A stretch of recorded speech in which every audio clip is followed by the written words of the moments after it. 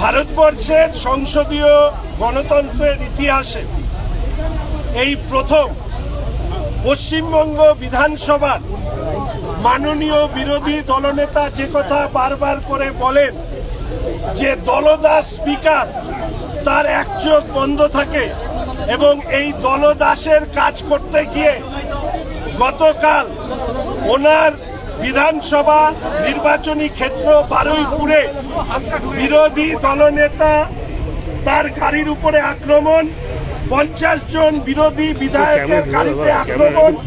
পরিস্থিতি এমন ছিল যে পুলিশ এবং দুষ্কৃতীর মিলিত আঘাতে বিরোধী দলনেতা সহ বিরোধী বিধায়কদের প্রাণ চলে যেতে পারত।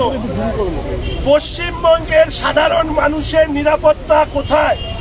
কালকে বারুইপুরে গিয়ে নিশ্চিতভাবে যে ঘটনা ঘটেছে বিরোধী দলনেতা ওই বিধায়কদের সাথে, রাজ্যবাসী তা প্রত্যক্ষ করেছেন। আজকে বিরোধী দল ভারতীয় জনতা পার্টি পরিষদীয় দলের পক্ষ থেকে আপনারা কোন ক্যামেরা আমি বলছি, স্পিকার সাহেবের সামনে আমরা মাথা নিচু করে আমরা চেয়ারে বসি, বেরোই, কিন্তু মানুষ হিসাবে স্পিকার সাহেব কতখানি দলদাস আজকে তিনি বুঝতে পেরেছেন।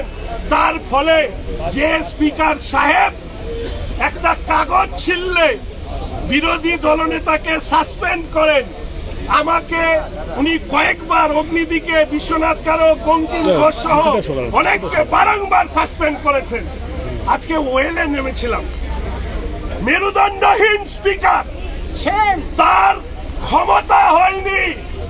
এর আগে মার্শাল দিয়ে আমাকে এবং মনোজ রাওকে বের করেছিল, আমরা তো সেদিন কিছু করিনি। কিন্তু আজকে সংসদীয় ব্যবস্থায় স্পিকারের নিরপেক্ষতা যখন ধূলিসাৎ, সেখানে দাঁড়িয়ে প্রতিবাদ করা সত্ত্বেও দলীয় নির্দেশ পালন করা স্পিকারের চেয়ারের অবমাননা বলে তিনি যে এতদিন চিৎকার করেছেন, আজকে তার বিপরীতমুখী অবস্থান নিয়ে বসেছিলেন। কারণ তিনি এটা বুঝতে পেরেছেন যে বিমানবাবুর বিধানসভায় নির্বাচনী কেন্দ্রে রোহিঙ্গা অনুপ্রবেশকারীদেরকে একত্রিত করে পুলিশকে কাজে লাগিয়ে গণতন্ত্রকে বিমানে চড়িয়ে বাইরে পাঠিয়ে দিয়েছিলেন, যাতে বিরোধী দলনেতা, বিরোধী বিধায়কদের উপরে তাদেরকে শারীরিকভাবে হামলা করা যায়। আমরা আমাদের নিজেদের প্রাণ নিয়ে একটুও চিন্তিত নই। আরে জন্মেছি যখন মরবো একবারই। ছাত্র রাজনীতি করে ওঠা ছেলে, এই সমস্ত ভয় পাই না। শুধু এইটুকু বলবো, পশ্চিমবঙ্গের মানুষকে নিরাপদে রাখতে এই রাজ্য থেকে মমতা ব্যানার্জির সরকারকে নির্বাসিত করব 2026-এ। এটা আমাদের চ্যালেঞ্জ। বিভিন্ন বিষয়ে ভিডিও পেতে চ্যানেল হিন্দুস্তানের ইউটিউব চ্যানেল সাবস্ক্রাইব করুন www.youtube.com/channelhindustan।